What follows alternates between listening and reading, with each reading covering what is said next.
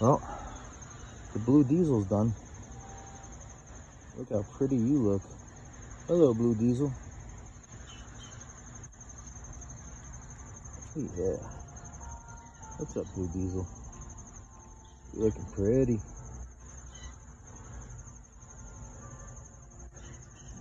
This blue diesel and my black butter are probably the two best strains I've ever grown in 29 years of growing. Like, ridiculous. The smell is intoxicating. The color, the potency is ridiculous. Well into high 30s. I want to get it tested. Definitely want to get it tested. Buds look beautiful. So this is the blue diesel. And then I got my black butter. Beautiful plants. Let's grow.